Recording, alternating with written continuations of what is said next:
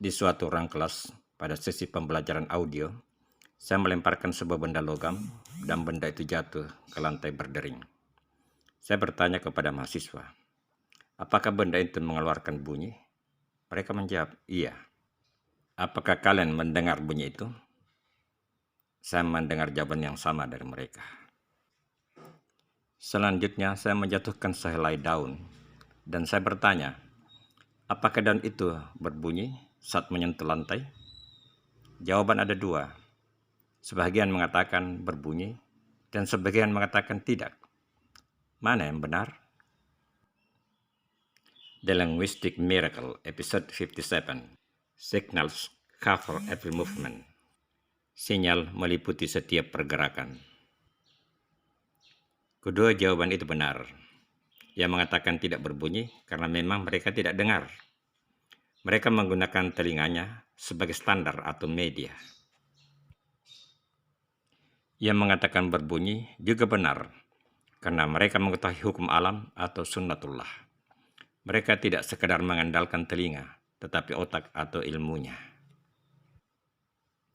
Sesuai teori audio atau bunyi, pergerakan setiap benda akan mengakibatkan pergeseran udara berupa gelombang udara atau getaran sampai ke gendang-gendang telinga. Otak menyimpulkan, itulah bunyi. Dapat diperumpamakan sebuah kolam.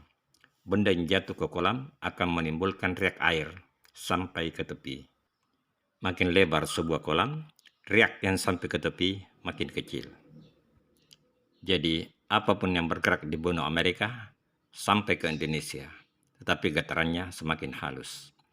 Dengan instrumen memperkuat getaran, maka bunyi atau suara yang sangat halus pada frekuensi tertentu dapat didengar oleh telinga. Buktinya pada telepon genggam. Bahkan gambar pun demikian setelah dirubah menjadi getaran elektromagnetik. Yang membuat saya takjub adalah contoh dalam buku audio yang mengambil perumpamaan sehelai daun, tepat seperti perumpamaan dalam Al-Quran. Saya yakin penulisnya orang Barat tidak pernah membaca Quran. وعنده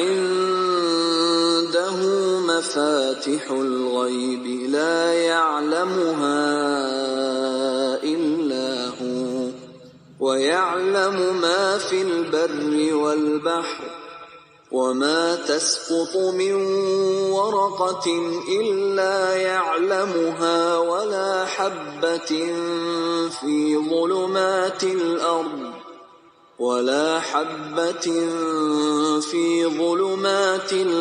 ولا رطب ولا يابس إلا في كتاب مبين. Dan pada sisi Allah lah kunci-kunci semua yang gaib. Tidak ada yang mengetahuinya kecuali Dia sendiri. Dan Dia mengetahui apa yang ada di daratan dan di lautan. Dan tiada sehelai daun pun yang gugur, melainkan Dia mengetahuinya. Dan tidak jatuh sebutir biji pun dalam kegelapan bumi. Dan tidak sesuatu yang basah atau yang kering, melainkan tertulis dalam kitab yang nyata. Lauh Mahfuz, Al-An'am 59. Daun dijadikan contoh, karena itulah salah satu benda yang menimbulkan getaran sangat halus saat menyentuh tanah. Dengan sistem yang Allah ciptakan di jagat raya, daun dapat terdeteksi melalui pergeseran udara.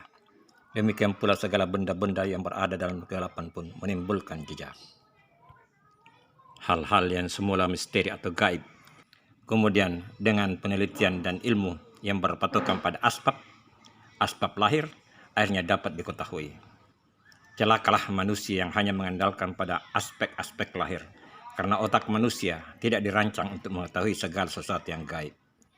Panca indera tidak bisa diandalkan untuk sampai pada kebenaran sejati.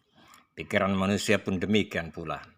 Kebenaran sejati dari Allah melalui firman-Nya yang kita sebut dalil. Penelitian yang sampai pada pembuktian kemudian mendapat pengakuan masih nisbi.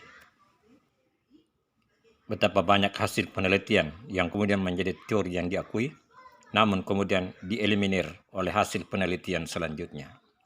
Bagaimanapun, suatu keniscayaan bila manusia berusaha untuk mengetahui hukum alam atau sunnatullah. Allah yang maha gaib, yang maha mengetahui segala sesuatu. Kepadanya kita mengharapkan petunjuk. Petunjuk didapatkan melalui dua objek bacaan, firman-Nya dalam kitab suci dan alam raya dengan segala hukumnya.